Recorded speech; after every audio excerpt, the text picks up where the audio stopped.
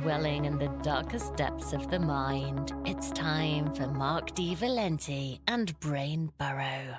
Hello everyone, this is Mark D. Valenti and this is Brain Burrow. This is one of our Digging Deep sessions where we have an opportunity to talk with our guest and they have a chance to share about their own perspective on their life journey, what they value, what they fear, what they want to do, what they don't want to do. And then you have an opportunity as the listener and viewer to decide how it relates to you. So I'm extremely pleased to have on the show today Joe Gonzalez, who I've had an opportunity to work with on multiple different platforms when it comes to podcasting. We've had many conversations, so I'm very much looking forward to digging deep with her. So with that, I want to hand it over to Joe with a big open-ended question. Who exactly is Joe Gonzalez? I don't know. I'm just kidding. I'm Joe Gonzalez. I'm a podcast host, an actress, model, director, human. I'm pretty sure I'm human. I think everyone's human. Maybe. Maybe. Okay. Well, so let's go from there, right? Because, again, everybody answers that question differently. And that was actually the shortest answer I think I've ever received. So it's interesting. So podcasting, right? That's how I met you. What's that all about? Like, why do you do it? I mean, because that's something that everybody gets into. So, what motivates you? Well, I got into it through people I met through work. They asked me to, if I'd ever, done shows or anything before, and I was like, no, and they pulled me on to do like a true crime, kind of like an all-around kind of show where, talk about the occult, horror movies, serial killers, things like that.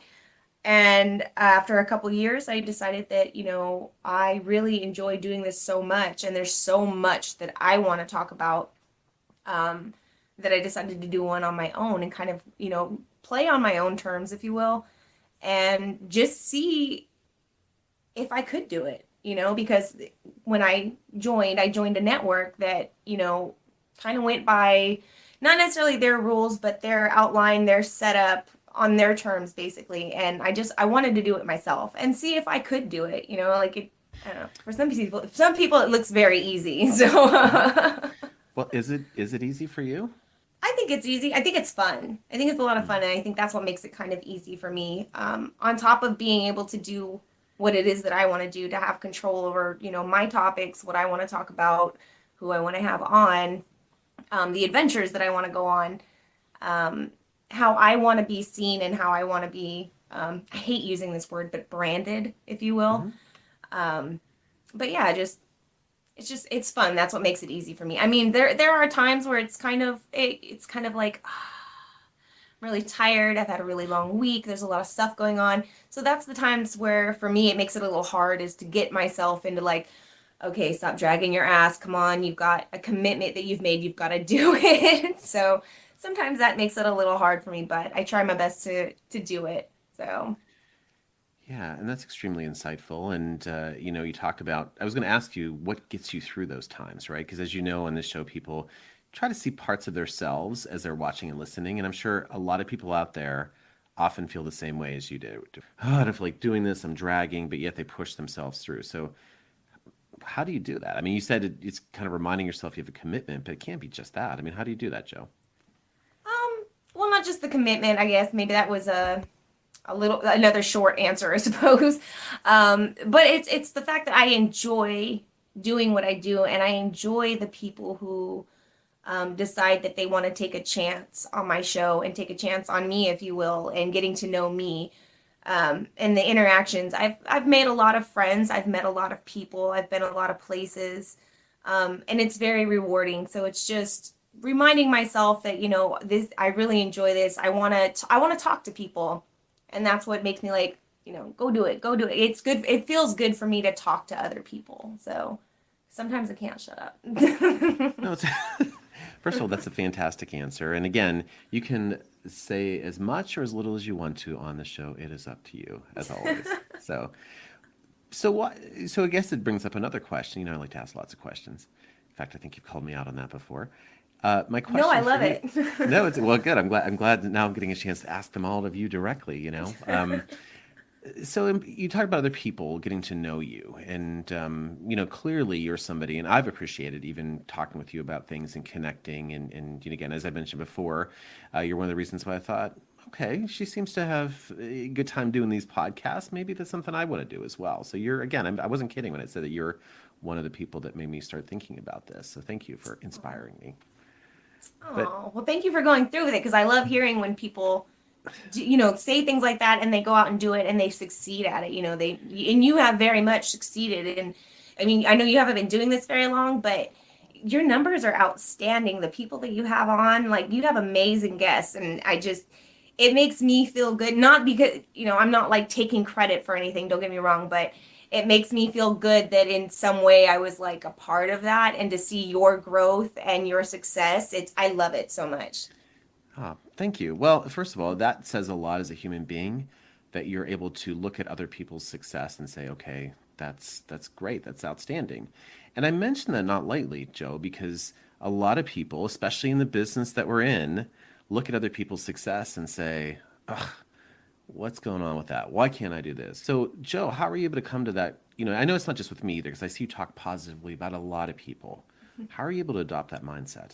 Because it's that in of itself is inspiring. When I was younger, I was very much in the opposite mindset. Like, I was always very like, "Ugh, why do you get that and I don't? Like, that's not fair. Like, ugh, I do this too." And like immature mindset.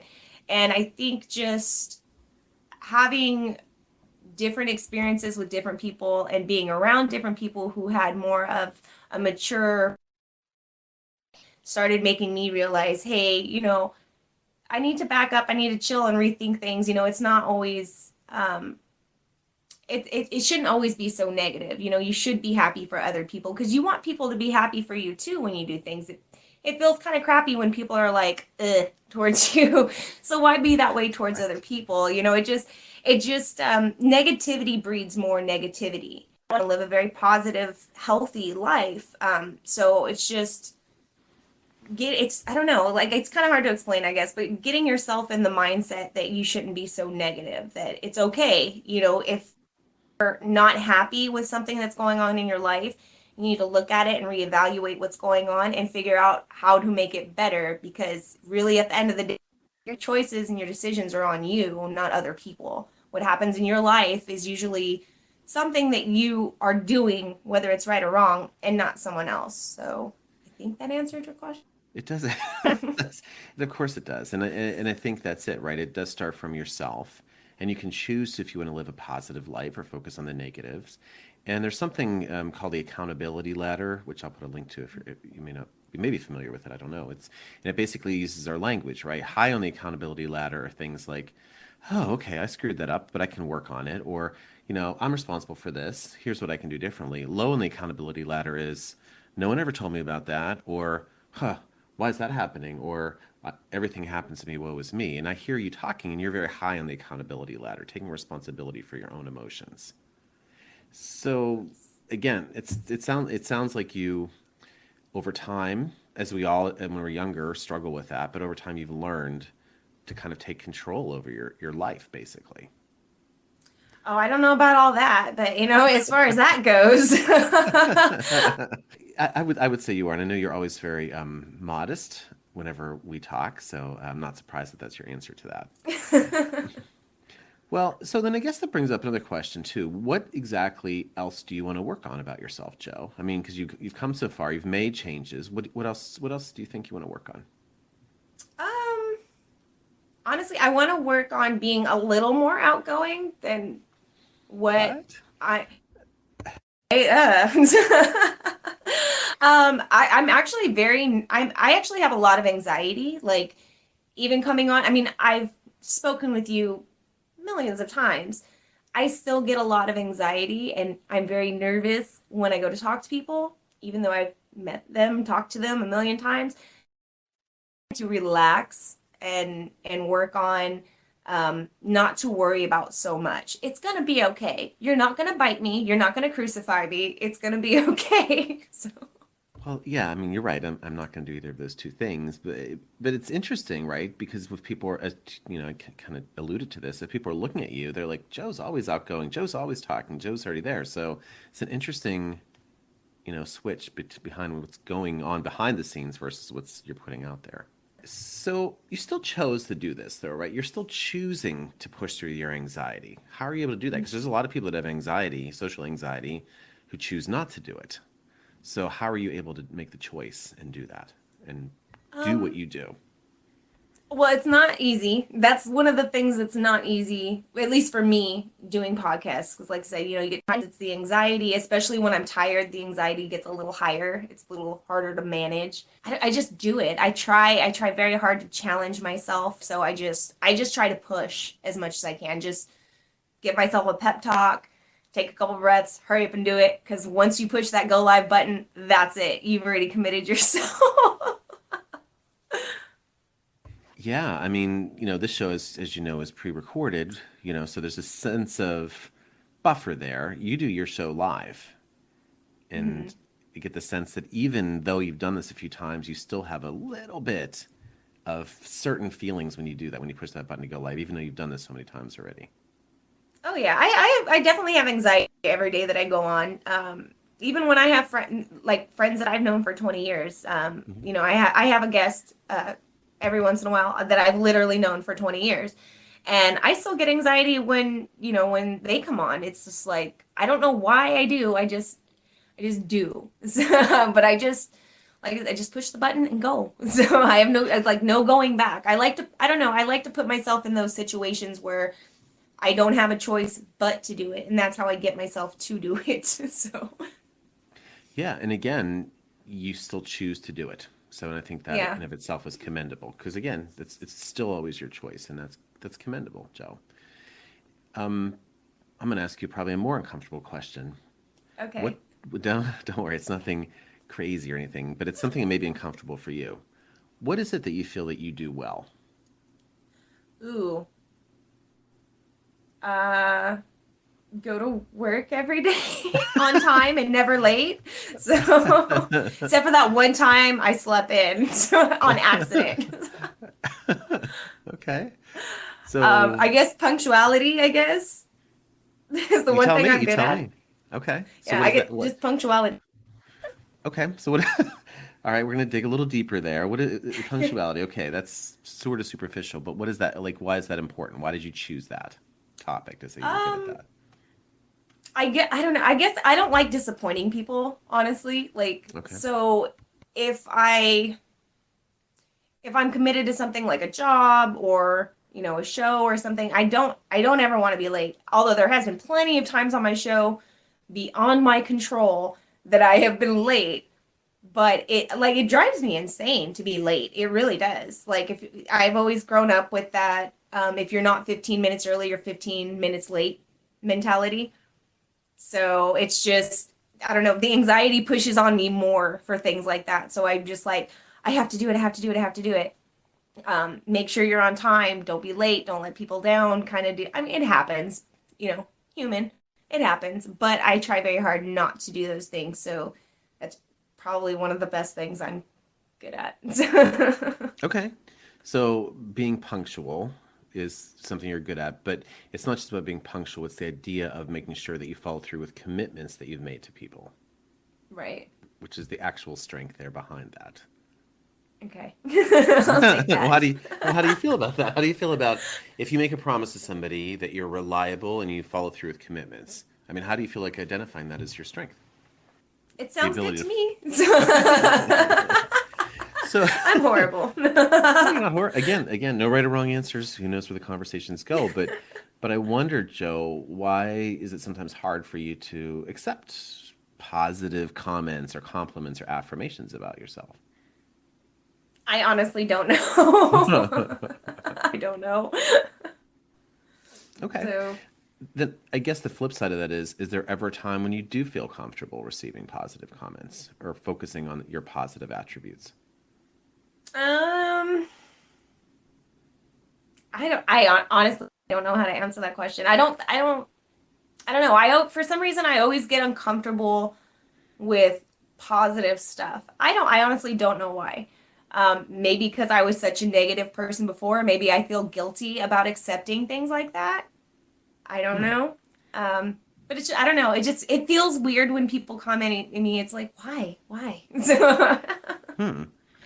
Well, so for saying that you don't know why, it seems like you've identified possibly why. About there's a maybe, certain level of guilt involved with that. maybe it's possibly, senor. And so let's talk about the humor part of things, right? Because you do that, and you do it well, by the way. People respond to you, people like you, because I've seen it happen whenever you're humorous about things. So how are you able to craft that art of humor and use it effectively as you do? It's just very quick. It just flies out of my mouth. I have no control over it half the time. So, and it's worse if I've had, a cocktail or two. Not worse. It's better if I've had a cocktail or two. Okay, so believe it or So, not, you just identified another possible strength of yours, which is your ability to be quick-witted and being able to respond socially to a situation. Where other people may struggle with that. I know thank it's you. hard to. You did it. Hey, thank you. That's perfect. Thank you. All right. I Well, didn't say sorry this time. you did not. You did not. And I think that's an interesting point, right? When I was on your show, geez, last October, I think it was last time. That was something that came Yeah. up. So, and since then, to your point, because you've called it yourself out, you've moved away from saying sorry. So, what's that about? What happened? What's different, and what have you been thinking about, and how have you been able to change your behavior?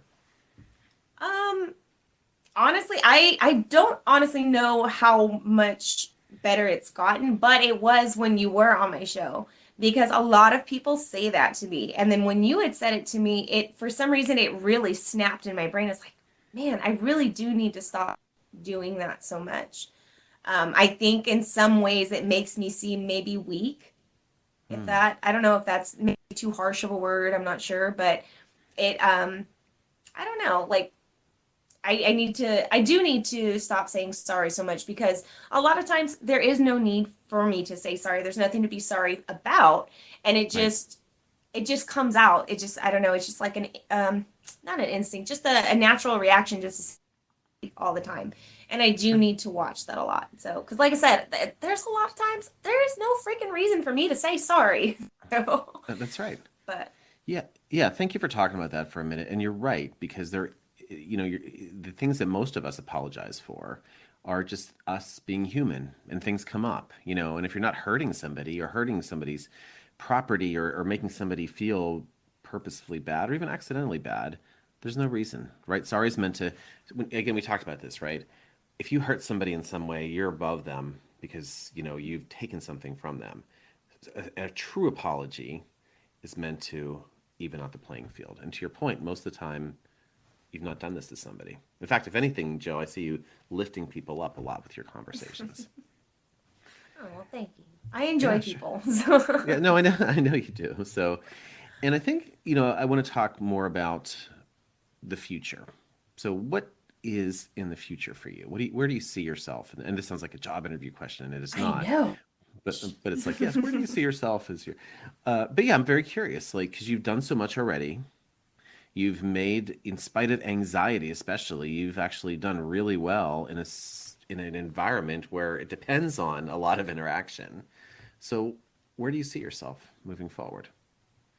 Uh, Hopefully, I don't know. Hopefully, in more than just my home.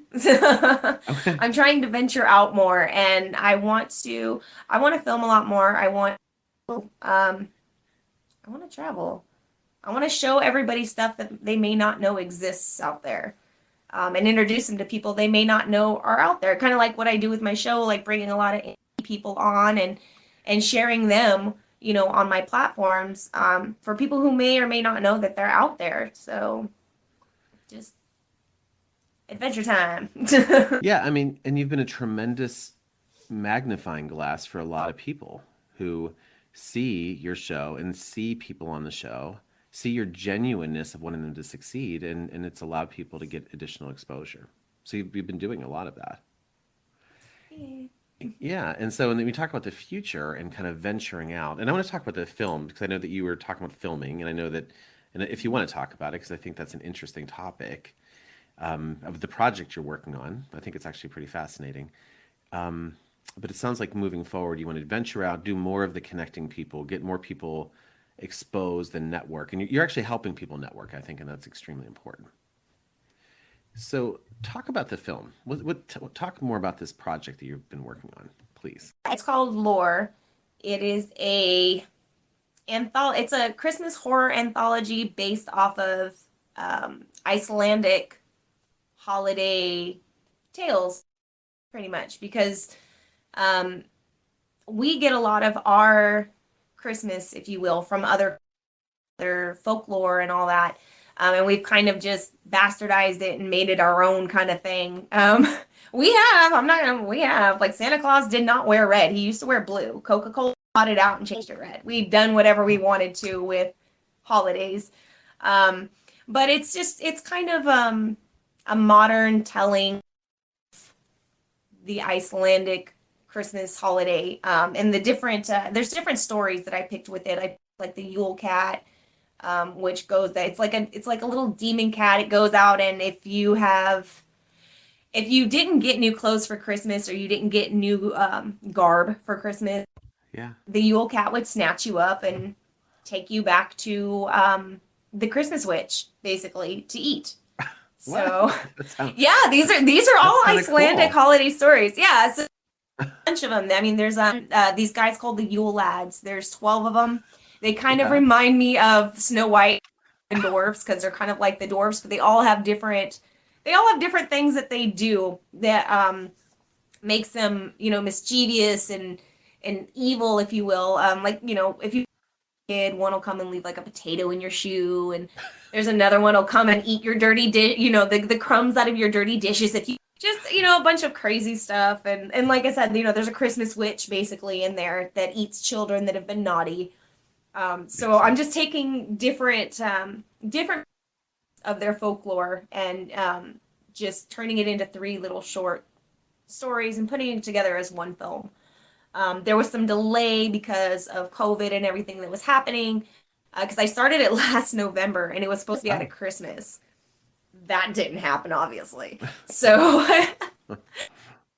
indie film, things happen. So now that things are opening back up, people are more willing and able to be around, each other more. I picked production back up, and I reshot one of the main scenes. I'm getting ready to shoot a bunch of the little stuff, the little, crap stuff that goes in different places, and then I'm going to pick back up on the other 2 big ones and then get it the hell over with. So Well, yeah. I mean, I imagine, having, like you said, having it there unfinished for so long is probably maddening in some ways. yes, it is. Okay, so that's very interesting, and I didn't even know about the Yule Cat. And again, it just sounds like such a cool thing. And again, especially for the horror community who may be listening or watching this, it's like, oh, I want to hear more about that. So that's really freaking cool. But so my next question is, so what inspired you to do that? What was your motivation for telling these stories specifically? I wanted to see a different kind of Christmas horror movie. I mean, basically the Christmas horror movies that I've seen, it's all been, an evil Santa Claus Yes. that comes and kills you. The end. So I'm like, I kind of want to, or it's the ginger dead man, or some crazy weird stuff like that. Which it's cool because it's different. But I just wanted to do something.